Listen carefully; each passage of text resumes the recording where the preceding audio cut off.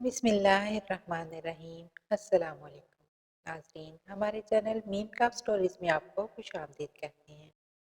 چھت پر کپڑے سوکھنے ڈالے تھے، اتارنے کے لیے میں نے چھت کا رخ کیا تو ساتھ والے گھر سے آپا زویا کی ساس کی اونچی اونچی آواز آ رہی تھی۔ آپا زویا کی ساس دراصل ہماری چچی ہیں۔ ساتھ والا گھر میرے چچا ابراہیم کا تھا جو 2 سال قبل انتقال کر چکے تھے۔ آپا زویا کی شادی ان کی زندگی میں ان کے اکلوتے بیٹے جابر سے ہوئی تھی۔ جابر بھائی بہت ہی نفیس اور سادہ طبیعت کے مالک ہیں، مگر ہماری چچی اپنے اکلوتے بیٹے کی شادی اپنی بہن کی بیٹی سے کرنا چاہتی تھی، اس لیے چچا کی زندگی میں چچی نے ابا سے بہت خوشگوار رویہ رکھا، مگر ان کے موت کے بعد ان کا ایک الگ روپ نکل کر آیا تھا۔ اس وقت بھی وہ زویا آپا کو کسی بات پر سنا رہی تھی۔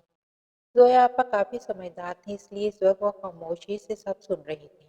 مجھے چھت پر کھڑا دیکھ کر انہوں نے ہاتھ کے اشارے سے وہاں سے ہٹنے کو کہا۔ آپا جانتی تھی چچی مجھے وہاں کھڑا دیکھ کر مجھے سنانے لگ پڑیں گی۔ آپا کی بات مان کر میں وہاں سے ہٹ گئی اور کپڑے اتار کر نیچے آ گئی۔ اماں مغرب کی نماز ادا کر کے وہیں جائے نماز پر بیٹھی دعا مانگ رہی تھی۔ میں نے کپڑے اندر کمرے میں رکھے اور کچن میں آ گئی۔ سالن کو میں پانی لگا کر گئی تھی، وہ پک چکا تھا۔ میں نے جلدی سے روٹیاں پکا کر ہاٹ پاٹ میں رکھ دی۔ ابا کے دکان سے واپس آنے کا انتظار تھا۔ زویا جلدی سے کھانا لے کر آ، میری بھوک سے حالت بری ہو رہی ہے، جلدی کر۔ زرتاج نے بیٹے کو گھر آتے دیکھ کر بہو سے کہا۔ جابر بھی موٹر سائیکل کھڑی کرتے ہوئے ماں کی بات سن کر مسکراتے ہوئے بولے، اماں کو بھوک لگ رہی ہے، جلدی کرو زویا۔ زویا پھونکنی سے پھونک مارتے ہوئے بولی، جی بالکل جلد پکاتی ہوں۔ جابر ٹوٹی سے ہاتھ دھو کر تار پر لٹکے تولیے کو اتار کر پانی کو خشک کرنے لگا۔ اتنے میں بجلی چلی گئی۔ لو یہ بھی اچھا ہوا، اس لیے بہو سے کہتی ہوں جلد کھانا بنا لیا کر۔ اب بلا اندھیرے اور گرمی میں حلق سے نوالا کیسے اتاروں؟ اماں کیسی باتیں کر رہی ہیں؟ غلط کیا کہہ رہی ہوں میں؟ بتا مجھے، زرتاج نے بیٹے سے تپ کر کہا۔ آج کل میں ٹی وی ڈرامے میں ایکٹنگ کرنے کا سوچ رہی تھی، مگر ابا سے اجازت کیسے لوں؟ یہ سوچ کر دماغ سے ایکٹنگ کرنے کا خیال نکل جاتا۔ ویسے ابا نے آج تک ہم دونوں بہنوں پر کبھی سختی نہیں کی، ہمیشہ ہماری سنی اور پھر اس کو پورا کیا۔ ابا نے ہم دونوں بہنوں کو کالج تک پڑھایا، بہت لاڈلیاں ہیں ہم دونوں بہنیں اپنے ابا کی، مگر اس معاملے میں مجھے ابا سے اجازت لینے میں ڈر لگ رہا تھا، کہیں ابا غصہ نہ ہو جائیں، کیونکہ ہمارے گھر ٹی وی تک نہیں تھا، اور پھر ابا بھلا ٹی وی پر کام کرنے کے لیے کیوں مانیں گے؟ مگر میں نے ہمت کر کے یہ بات اماں کے کان میں ڈال دی۔ اماں نے میری بات سن کر اپنا سارا منہ کھول کر اس پر ہاتھ رکھ دیا۔ صبح کے سورج کی پہلی کرن ہمارے صحن میں پڑی تو میری آنکھ کھل گئی۔ اماں حسب معمول قرآن کی تلاوت کرنے میں مشغول تھی۔ میں منہ ہاتھ دھو کر ناشتے کی تیاری میں لگ گئی۔ ابا ناشتہ کر کے دکان پر چلے گئے، میں گھر کی صفائی میں جت گئی۔ گھر کا کام ختم کر کے میں آپا کے گھر چلی آئی۔ میں ہمیشہ اپنا کام ختم کر کے آپا کے ہاں چکر ضرور لگاتی تھی۔ آپا اور اس کی ساس باہر برآمدے میں بیٹھی ٹی وی دیکھ رہی تھی۔ کیسی ہیں چچی؟ ٹھیک ہوں، زرتاج نے ترچھی نگاہ سے گل پشا کے سراپے کو دیکھا اور پھر ٹی وی کی طرف مشغول ہو گئی۔ آپا تم کیسی ہو؟ میں آپا کے ساتھ وہیں چارپائی پر بیٹھ گئی۔ میں ٹھیک ہوں، تو بیٹھ، میں تیرے لیے چائے بنا کر لاتی ہوں۔ زویا اٹھ کر کچن میں چلی گئی۔ چچی کیا دیکھ رہی ہیں؟ فلم دیکھ رہی ہوں وحید مراد کی، زرتاج نے اسکرین پر نظریں جمائے کہا۔ میں بھی تجسس کے ساتھ فلم دیکھنے لگی۔ کلثوم وہ اپنے خالد بھائی ہیں نا؟ ان کی بیٹی آمنہ کی شادی ہے۔ اسکندر جب دوپہر کھانا کھانے گھر آیا تو کلثوم سے مخاطب ہوا۔ ماشاء اللہ، اللہ سب کی بیٹیوں کا نصیب اچھا کرے۔ کلثوم نے ہاتھ اٹھا کر دعا دی۔ وہ آج دکان پر آ کر مجھے شادی کا کارڈ دے گیا تھا، کہہ رہا تھا لڑکا ڈاکٹر ہے۔ اسکندر نے ایک لمبی سانس خارج کی۔ اچھا جانا کب ہے؟ کلثوم نے شوہر کے کندھے پر ہاتھ رکھ کر کہا۔ وہ جانتی تھی اسکندر کس بات پر پریشان ہے، اور اسکندر کی پریشانی بنتی بھی تھی۔ آخر اس کی ایک بیٹی ابھی گھر بیٹھی ہے۔ آمنہ گل فشان سے 2 سال چھوٹی تھی۔ ایک باپ اپنی بیٹی کے لیے پریشان نہ ہو تو کون ہو؟ ہاں، وہ اگلے ہفتے جانا ہے، سکندر یہ کہہ کر اندر چلا گیا۔ آپ نہا لیں، میں کھانا گرم کرتی ہوں۔ اللہ ہماری گلفشاں کے نصیب اچھے کرے گا، آمین۔ کلثوم نے ایک بار پھر ہاتھ اٹھا کر دعا کی اور کچن میں چلی گئی۔ گلفشاں کا پچھلے 1 سال سے کوئی رشتہ نہیں آیا تھا۔ اس سے پہلے جو رشتے آئے تھے وہ قابل بھروسہ نہ لگے تھے، کیونکہ سکندر صاحب کی 2 ہی شرط تھی کہ لڑکے کا گھر اپنا ہو اور اچھا کماتا ہو، مگر گلفشاں کی تقدیر لکھی جا چکی تھی۔ गुलफिजा ने खुद को कभी कमजोर न किया। वो अब तक हर दुख, हर बात सब्र से झेलती आई थी। मगर अब उसे सिर्फ अदाकारा बनना था। इस बात से बाखबर वो अपनी माँ को कर चुकी थी। मगर कुलसुम ने अभी तक सिकंदर से कोई बात न की थी। अगली सुबह हम पर क्यामत बनकर आई। अब्बा जब सुबह नाश्ता करके दुकान पर गए तो नकाबपोश डाकुओं ने दुकान को लूटने की कोशिश की। अब्बा ने मजामत की तो डाकुओं ने गोली चला दी। अब्बा वहीं मौके पर दम तोड़ गए। अब्बा का कफन में लिपटा जस्ते खाकी सहन में पड़ा था। घर में लोगों की बहुत बड़ी तादाद जमा थी। अम्मा बुत बने दीवार के साथ लाकर ऐसे बैठी थी जैसे जिस्म में जान ही ना हो। उनकी पथराई आंखें मुसलसल अब्बा के चेहरे को देख रही थी। बाप का साया सर से उठा तो घर की सारी जिम्मेदारी गुलफिशां के कंधों पर आन पड़ी थी। वो अकेली तमाम मेहमानों को देख रही थी। सुबह से ताजियत के लिए मेहमान आ रहे थे। आज सिकंदर साहब की रस्में फूल भी थी। तो को शोहर की मौत का ऐसा धचका लगा, वो अभी तक सदमे से बाहर नहीं आ रही थी। बार बार उनको वश पड़ रहे थे। डॉक्टर ने कुलसुम को नींद की गोली दी थी। वो कमरे में बेड पर लेटी सो रही थी। जोया उनके पास बैठी थी। जाबर मर्दाने में बैठा लोगों से ताजियत वसूल रहा था। जरताज औरतों से बातें करने में मशहूर थी। गुलफिशान शाम को मेहमानों को रुखसत होने के बाद किराए के बर्तन और टेंट उतरवा रही थी। साथ साथ हिसाब भी क्लियर करती जा रही थी। तमाम काम खत्म करके गुलफिशान बाहर कोने में बड़ी कुर्सी पर बैठ गई तो उसे अब्बा की याद आए बेहिसाब आने लगी। दिन भर कामों में मसरूफियत में निकल गया। उसे वो दिन अच्छे से याद था जब पहली बार सिकंदर अपनी दोनों बेटियों को स्कूल छोड़ने गया। दोनों को दरवाजे पर उतार कर जो ही जाने लगा, गुलफिशान सिकंदर की टांग से चिमट गई। सिकंदर बेटी की आंखों में आंसू देखकर उसे चुप करवाते हुए घर वापस ले आया। उस दिन अम्मा अब्बा से खूब लड़ी, मगर अब्बा ने बस इतना कहा, मैं अपनी लाड़ियों की आंखों में आंसू नहीं देख सकता। उसके बाद अब्बा हमें कभी स्कूल छोड़ने नहीं गए, क्योंकि अम्मा ने जाने ही नहीं दिया। अम्मा खुद हम स्कूल छोड़ने जाती थी। अब्बा मैं आज भी रो रही हूँ। आप तो मुझे रोते नहीं देख सकते थे। आप हमें छोड़कर क्यों चले गए? रोते रोते गुलफिशां की हिचकियां बन गई थी। उसी वक्त जाबर बाहर से आ रहा था। उसने गुलफिशां को यूं रोते देखा तो उसके पास चला आया। उसने गुलफिशां के सर पर हाथ रखा तो गुलफिशां और फूट फूट कर रोने लगी। जाबर ने गुलफिशां को चुप करवाने के लिए उसके सर को अपने सीने से लगा लिया। चुप चुप मेरी बहन, ऐसे नहीं रोते, सब्र करो, जाबर ने नरमाहट से कहा। कमरे से निकलती सरताज ने जब ये मंजर देखा तो वो कुछ और ही समझ बैठी। जहाँ जाबर और गुलफिशां खड़े थे वहाँ काफी अंधेरा था। सरताज उनके करीब आए तो उसने जाबर को हाथ से पकड़कर खींचा। बगैर तो शर्म नहीं आई ये सब करते हुए? तुम्हारे बाप की कब्र पर मिट्टी डाले अभी 2 दिन नहीं हुए और तुम किसकी इज्जत पर यूं कोने में खड़े होकर मिट्टी डाल रही हो? जरताज की बात सुनकर गुलफिशां का रंग पग पड़ गया था। अम्मी, जाबर ने कुछ कहना चाहा, मगर जरताज ने उसकी बात काटकर जोया को पुकारा, जो अंदर कमरे में कुलसुम को सूप पिला रही थी। ये देखो अपनी बहन के करतूत, तुम्हारे हाथ पर डाका डाल रही है। जाने कब से ये दोनों हमारी आंखों में धूल झोंक रहे हैं। जरताज की आवाज इस कदर ऊंची थी, कुलसुम के कानों ने वो आवाज साफ सुनी थी। गुलफिशां वहीं जमीन पर ढह जाने वाले अंदाज में बैठ गई थी। जरताज के जुमले उसके इस बाप पर बम गिरा रहे थे। जोया ने जाबर की तरफ देखा तो उसने नाम में सर हिलाया। अंदर गिलास टूटने की आवाज पर जोया दोबारा अंदर की तरफ दौड़ी। कुलसुम बेड से नीचे गिरी पड़ी थी। जोया कुलसुम को देखकर चीखी थी। कुलसुम को इमरजेंसी में अस्पताल लाया गया। डॉक्टरों के मुताबिक ब्लड प्रेशर बहुत ज्यादा हाई होने की वजह से कुलसुम के दिमाग की नस फट गई थी। अगले 24 घंटे उनकी जिंदगी के लिए बहुत अहम थे। इमरजेंसी रूम के अंदर कुलसुम अपनी जिंदगी से लड़ रही थी। बाहर जोया के आगे हाथ जोड़े खड़ी गुलफिशां अपनी आबरू की सफाई दे रही थी। मगर जो जहर जरताज ने जोया के अंदर खोला था वो अपनी जड़ें मजबूत कर चुका था। जोया ने गुल को ऊपर से नीचे तक देखा। तुम्हें चच्ची ने जाबर के साथ खूब देखा है और आज अम्मी की इस हालत की जिम्मेदार तुम हो। अगर अम्मी को कुछ भी हुआ मैं तुम्हें कभी माफ नहीं करूंगी, जोया ने तब कर कहा। चंद कदम दूर खड़ा जाबर तेजी से जोया के करीब आया। उसके कुछ कहने से पहले ही जोया ने उसे टोका। आपका कोई कसूर नहीं है। इससे पहले दिन से ही मेरी चीजों पर हक जताने की आदत है। खुद की शादी हो नहीं रही थी, मेरे शोहर के साथ मुंह काला करने लगी थी। आपी, गुल को अपने सामने का मंजर धुंधलाता हुआ महसूस हुआ। वो नीचे गिर पड़ी तो जोया से नजरअंदाज करके वहां से चली गई थी। जाबर ने नर्स की मदद से उसे रूम में ले जाकर बेड पर लेटाया था। कुलसुम की मौत की खबर जोया के कानों पर पड़ी तो वो दीवार के साथ जा लगी। जाबर ने उसे सहारा दिया। कमरे से बाहर आती गुल के कानों ने ये बात सुनी तो वो कमरे की तरफ दौड़ी। जोया भी उसके पीछे आई। अम्मी, गुल ने दुख से माँ को पुकारा, मगर जोया ने उसे बाजू से पकड़कर दरवाजे की तरफ धक्का दिया। दफा हो जाओ, खबरदार जो अम्मी के करीब भी आई। अम्मी की मौत की जिम्मेदार तुम हो। निकल जाओ यहाँ से, वापस कभी ना आना। मुझे भी तुम मरा हुआ ही समझो, और तुम यहाँ से ना गई तो मैं खुद तुम्हें जान से मार दूंगी। दफा हो जाओ।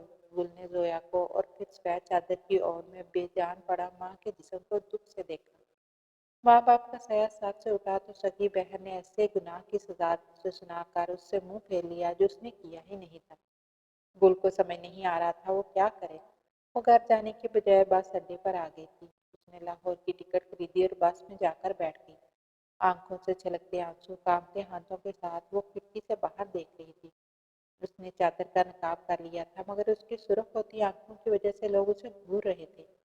उसके सामने वो तमाम मंजर किसी फिल्म की तरह चल रहा था जो गुज़श्ता रात उसके साथ बीता था।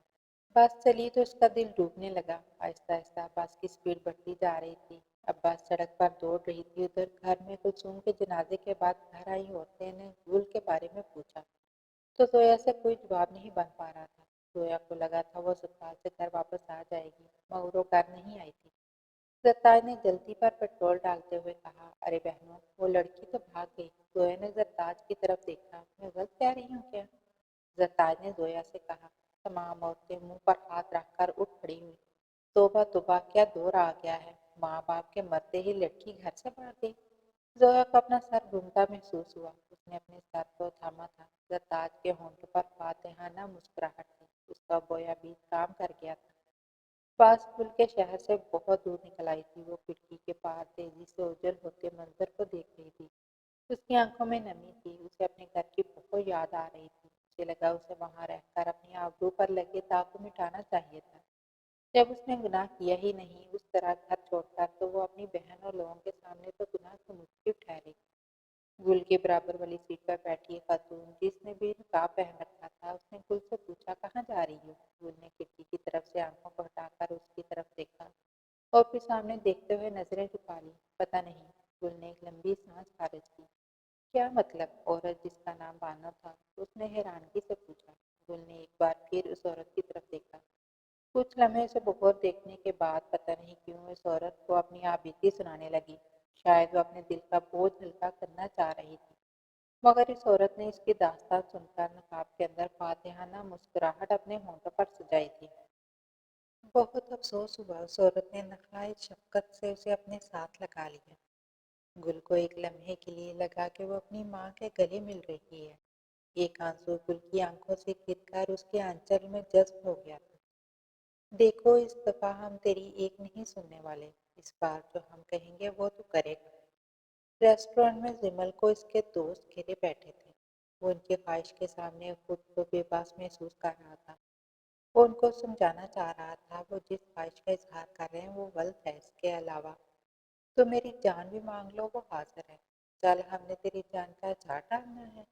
आरिश ने तब कर कहा, चलो ठीक है, मैं तुम लोगों के साथ चलूंगा, मगर ये गुनाह मैं नहीं करूंगा। सिमल ने सुकूनत से कहा, यार तूने खुद कहा था जब मेरी नौकरी लगेगी और मैं गाड़ी खरीदने के काबिल हो जाऊंगा तो मैं तुम सबकी ख्वाहिश को पूरा करूंगा। जफर ने कहा, हाँ, और अब जनाब के पास गाड़ी भी है और घर भी। फारिस ने भी पानी का घूंट गले से उतारते हुए कहा, यार तुम लोग हो तो मुसलमान, मगर काम देखो अपने। जमल ने एक बार फिर उन्हें समझाना चाहा, मगर बेसूद रहा था। तुम लोगों को सिर्फ रकम दे दूंगा, जो करना है तुम खुद करोगे। मेरा इससे कोई वास्ता नहीं है। कमीनों, आकर कमीनगी की भी हद होती है। जमल ने खाली गिलास मेज पर पटका था। बानो गुल को ये कहकर कि वो उसे अपने घर लेकर जाएगी, अपने साथ ले आई थी। रिक्शे में बैठकर वो इस अनजान औरत के साथ चली आई थी। रिक्शे से उतरकर वो बानो के पीछे पैदल चलने लगी। बानो चलते हुए बार बार उसको मुड़कर चलने की ताकीद कर रही थी।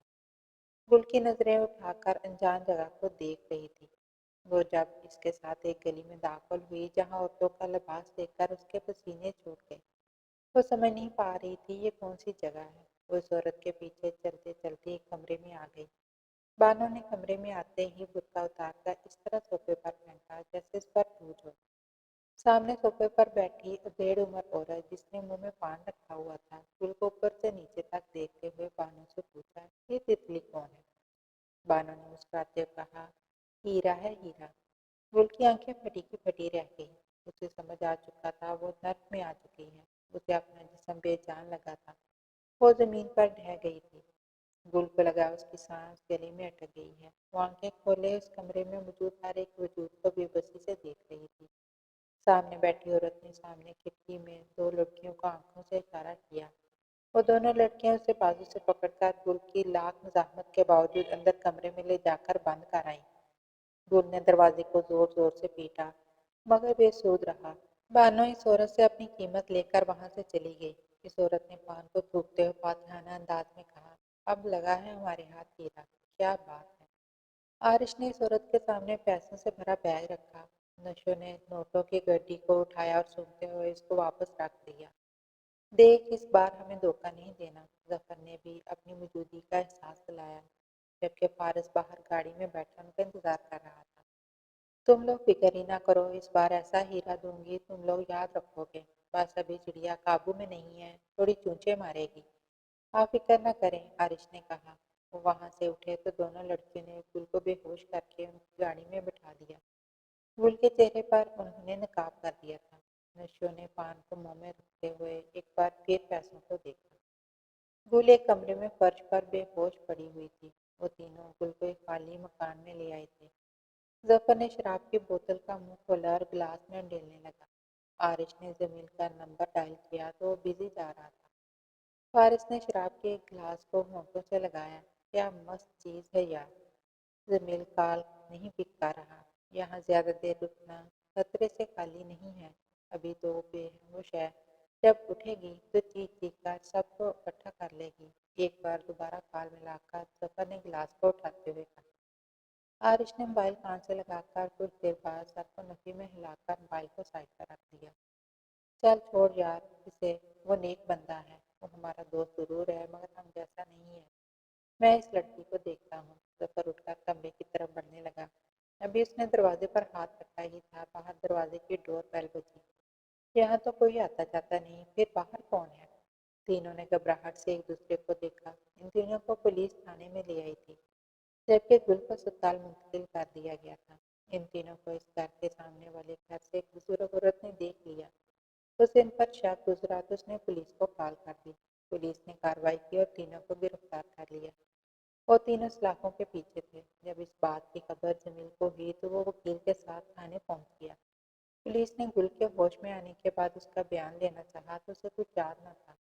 اس نے صرف بانو اور نشو کے بارے میں بتایا۔ پولیس نے تینوں کو ضمانت پر رہا کر دیا تھا۔ گل کی طبیعت کو سنبھلی تو اسے اسپتال سے ڈسچارج کر دیا گیا۔ گل اسپتال سے باہر نکل کر روڈ کراس کرنے لگی تو دائیں سمت سے آتی گاڑی اس سے ٹکراتے ٹکراتے بچی۔ گل نے خود کو سنبھالتے ہوئے آگے بڑھنا چاہا تو گاڑی میں بیٹھا شخص اس کے قریب آیا۔ آپ کو زیادہ چوٹ تو نہیں لگی؟ جمیل نے پوچھا۔ جمیل اپنے دوستوں کو گھر چھوڑ کر اپنے گھر لوٹ رہا تھا۔ نہیں، مگر آپ تو گل کی بات مکمل ہونے سے پہلے ہی جمیل نے اس کی بات کاٹ کر کہا، تم گل ہونا، خالہ زرتاج کے دیور کی بیٹی۔ گل کو سمجھ نہیں آ رہا تھا وہ کیا کرے۔ جمیل کو وہ سب بتا دے، ویسے بھی اس شہر میں اس کا کوئی نہیں ہے، وہ اکیلا وجود کب تک زندگی کا بوجھ اٹھائے چلتے رہے گا۔ جمیل نے گل کو سوچ میں پڑا دیکھ کر اور سڑکوں پر لوگوں کی نگاہوں کا اپنی طرف اٹھتا دیکھ کر اسے گاڑی میں بیٹھنے کو کہا، مگر گل نے کوئی حرکت نہ کی۔ جمیل اسے اپنے ہاتھ سے پکڑ کر فرنٹ سیٹ پر بٹھا کر خود ڈرائیونگ سیٹ پر جا کر بیٹھ گیا۔ گل جن رشتوں سے بھاگ رہی تھی وہی رشتے اس کے سامنے دوبارہ آ کر کھڑے ہو گئے تھے۔ گھر سے نکلی تو جسم فروشی کے اڈے پر پہنچی۔ وہاں سے فروخت ہوئی تو اللہ نے اس کی عزت کو بچا لیا، اور پھر دوبارہ زمین سے ملنے کے بعد ان رشتوں کی زنجیر اس کے پاؤں میں پڑ گئی تھی۔ وہ ان رشتوں سے نہیں بھاگ سکتی تھی۔ زمین نے اسے لاؤنج میں بٹھایا اور خود کچن میں جا کر خان بابا سے چائے کا کہایا۔ وہ واپس آیا تو گل رو رہی تھی۔ اس شہر میں آج اس کی دوسری رات تھی۔ گل کو اس وقت کے بعد سے جب وہ نشوں کے سامنے بے ہوش ہوئی تھی اسے کچھ یاد نہ تھا۔ اس نے خود کو ہوش میں ہسپتال کے بستر پر پایا۔ ڈسچارج ہو کر وہ نکلی تو زمین سے ٹکرا گئی۔ تم رو رہی ہو؟ زمین نے بیٹھتے ہوئے پوچھا۔ نہیں، گل انکاری ہوئی، مگر اس کی سرخ ہوتی آنکھیں اس کا راز افشاں کر گئی تھی۔ مجھے بتاؤ تمہارے ساتھ کیا ہوا ہے، اور تم اکیلی یہاں؟ شہر میں کیسے؟ زمین نے تشویش سے پوچھا۔ گل زمین کے سامنے اپنے اوپر گزرے ہر اس باری وقت کا بتانے لگی، جو ماں باپ کے انتقال اور پھر زرتاج سے شروع ہو کر بانوں اور پھر نشوں سے شروع ہو کر اسپتال پر ختم ہوا تھا۔ تمہارے امی ابو کا انتقال کا سن کر دکھ ہوا۔ زمین کا بس نہیں چل رہا تھا، وہ اس نیلی آنکھوں والی گل فشاں کی آنکھوں میں آنسوں کی جگہ خوشیاں بھر دے۔ مگر مجھے کچھ یاد نہیں ہے، میں اسپتال کیسے پہنچی؟ کہیں نشوں نے میرے جسم کا سودا تو نہیں کیا تھا؟ میں کسی کو منہ دکھانے کے لائق نہیں رہوں گی۔ جمیل کو سمجھ نہیں آ رہا تھا، کہیں اس کو خریدنے والے اس کے دوست ظفر، عارش اور فارس تو نہیں؟ وہ کچھ دیر پہلے ان کو تھانے سے کسی لڑکی کو اغوا کرنے کے کیس سے رہا کروا کر آیا تھا۔ جمیل کے دماغ میں بم بلاسٹ ہونے لگے۔ کہیں اس کے عیاش ہو اس معصوم کلی کو؟ وہ یہ سوچنا ہی نہیں چاہ رہا تھا۔ وہ گل سے پہلی بار جابر کی شادی میں ملا تھا۔ وہ گل کی نیلی آنکھوں کے حصار میں گرفتار ہو کر رہ گیا تھا، مگر اس وقت اس کے خواب پہنچے تھے جن کو پانے کے لیے وہ شادی کے بارے میں سوچ بھی نہیں سکتا تھا۔ وہ اپنے خوابوں کی تکمیل کے لیے شہر آیا تو ان دوستوں نے اسے پناہ دی۔ ان تینوں نے زمین کی ہر مشکل میں مدد کی۔ وہ آج جو کچھ بھی ہے ان تینوں کی بدولت ہے، مگر یہ بات اس کے دماغ پر کیل کی طرح لگ رہی تھی۔ وہ گل کو وہاں چھوڑ کر ان تینوں کی طرف چلا آیا تھا۔ وہ تینوں فارس کے گھر موجود تھے۔ وہ تینوں زمین کو اپنے سامنے دوبارہ دیکھ کر پریشان ہو گئے تھے۔ زمین کو چپ کھڑا دیکھ کر انہیں تشویش ہوئی۔ زمین کو سمجھ نہیں آ رہا تھا وہ ان سے کیا پوچھے۔ ظفر نے آگے بڑھ کر زمین سے پوچھنا چاہا، کیا بات ہے؟ زمین نے تیزی سے پوچھا، اس لڑکی کے ساتھ؟ وہ ایک لمحے کے لیے رکا۔ کیا کیا کیا ہے تم نے؟ کیا مطلب؟ عارش بھی آگے آیا۔ مطلب صاف ہے، تم بات کلیئر کرو۔ زمین نے دھیمے سے لہجے میں کہا، یار ہم لوگ کئی لڑکیوں سے ملے ہیں، آج تک تم نے کوئی سوال نہیں کیا، پھر آج کیوں؟ فارس نے کہا۔ زمین نے تینوں کو دیکھا، پھر ایک لمبی سانس خارج کرتے ہوئے کہا، بس تم مجھے بتاؤ، کون لڑکی یار جو کل ہمارے ساتھ تھی؟ اسے چھونا تو دور، ہم نے اس کی شکل تک نہیں دیکھی تھی۔ عارش نے معاملے کی نزاکت کو سمجھتے ہوئے کہا، کیا مطلب؟ زمین نے حیرانگی سے پوچھا۔ مطلب یہ کہ وہ لڑکی نقاب میں تھی تو ہم اسے دیکھ نہیں سکے، اس سے پہلے ہم کچھ… وہ رکا، اس نے زمین کے چہرے کی طرف دیکھا تو نظریں جھکا گیا۔ وہ لڑکی تم نے کہاں سے خریدی تھی؟ زمین نے تسلی کرنی چاہی۔ نشوں سے خریدی تھی، فارس نے جواب دے کر نظریں جھکا لی۔ زمین نے نشوں کا نام گل کے منہ سے بھی سنا تھا۔ اسے یقین ہو گیا تھا گل کو خریدنے والے اس کے دوست تھے۔ زمین نے تینوں کی طرف دیکھا تو ان کے سر جھکے ہوئے تھے، جیسے شرمندہ ہوں۔ زمین نے آگے بڑھ کر انہیں گلے لگانا چاہا، مگر فارس انکاری ہوا۔ یار ہم اس قابل نہیں، تو ہمیں ہر بار بچانے آ جاتا ہے۔ اس بار ہم پکا عہد کرتے ہیں، آج سے ہم اس گناہ سے توبہ کرتے ہیں۔ یار ہم نے کسی چیز کی کامیابی کے بعد اس کے جشن منانے کا طریقہ غلط اپنایا ہے۔ اگر اللہ ہمیں کسی کامیابی سے نوازتا ہے تو بجائے ہم اللہ کو سجدہ کر کے اللہ کا شکر ادا کریں، مگر ہم گناہ کے راستے پر چل کر اپنے لیے دوزخ کا سامان پیدا کرتے ہیں۔ تو نے ہر بار ہمیں سمجھانا چاہا، مگر ہم نے تیری ایک نہ سنی۔ یار آج سے ہم سچی توبہ کرتے ہیں۔ فارس کی آنکھوں میں آنسو تھے۔ اس بات کی خبر خود اس کو بھی نہ تھی۔ اللہ اپنے بندے سے بے پناہ محبت کرتا ہے۔ وہ کبھی انسان کم دے کر آزماتا ہے تو کبھی زیادہ دے کر اس کا امتحان لیتا ہے۔ آج وہ تینوں اچانک پشیمان تھے۔ ان کے دل میں عجیب سی بے سکونی تھی۔ وہ اپنی ساری جوانی گناہ کے راستے پر گزار رہے تھے۔ عشاء کی اذان کی آواز ان کے کانوں پر پڑی تھی تو وہ پہلی بار مسجد میں نماز کے لیے آئے۔ زمین بھی ان کے ساتھ تھا۔ نماز پڑھنے کے بعد انہوں نے اللہ کے حضور اپنے گناہوں سے توبہ کی۔ جب کوئی نوجوان انسان اپنے گناہوں سے سچے دل سے توبہ کرتا ہے تو مشرق سے مغرب تک تمام قبرستان سے 40 دن تک عذاب اٹھا لیا جاتا ہے۔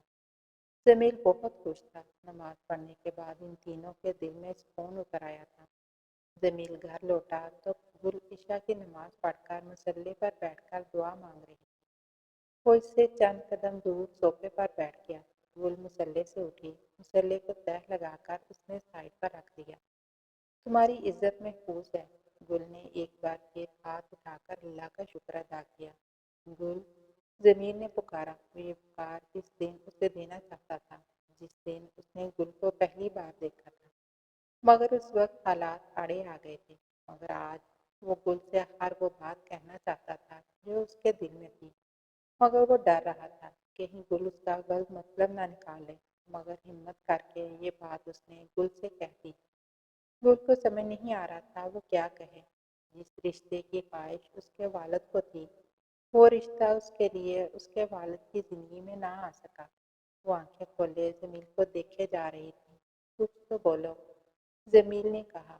یہ کیا بولے گی، ہمیں رشتہ منظور ہے، زویا نے کہا۔ دراصل جمیل نے جابر کو کال کر دی تھی جب وہ گل کو چھوڑ کر دوستوں کے پاس گیا تھا۔ وہ اس وقت شہر کے لیے روانہ ہو گئے تھے۔ جابر نے زویا کو ساری سچائی بتائی۔ گل اس کی چھوٹی بہنوں کی طرح ہے، وہ اس وقت صرف رو رہی تھی۔ میں اسے بھائی ہونے کے ناطے چپ کرا رہا تھا اور امی کو غلط فہمی ہوئی تھی۔ زویا کو لگا شاید غصے میں اس نے کچھ غلط کر دیا ہے۔ وہ پشیمان ہو گئی تھی۔ زرتاد اب بھی اپنے موقف پر قائم تھی، وہ ان کے ساتھ نہیں آئی تھی۔ مجھے معاف کر دو میری بہن، میں تمہیں بہت کچھ بول گئی، مجھے ایسا نہیں کرنا چاہیے تھا۔ نہیں آپی، گل کی آنکھوں سے آنسو رواں تھے، وہ پھوٹ پھوٹ کر رونے لگی۔ جمیل کو لگا اس کا دل کسی نے مٹھی میں بینچ لیا ہو۔ رو تو مت، زویا نے اسے سینے سے لگا لیا تھا۔ جابر نے بھی آگے بڑھ کر گل کے سر پر ہاتھ رکھا۔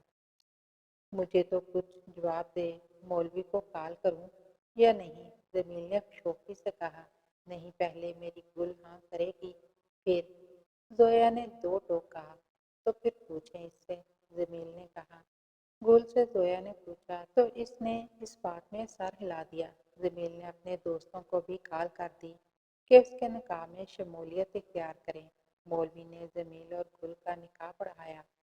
صبح سب سو کر اٹھے تو ناشتے کی میز پر جابر کے فون پر کال آئی تو دوسری طرف سے جملے سن کر وہ چونکا تھا۔ وہ جناب، آپ کے گھر میں آگ لگ گئی ہے، آپ کی والدہ اس وقت ہسپتال میں ہیں، ان کی حالت خطرے سے باہر ہے، البتہ وہ پوری طرح جھلس گئی ہیں۔ دوسری طرف خبر دینے والا پڑوسی تھا، وہ سب اگلے چند گھنٹوں میں ہسپتال میں تھے۔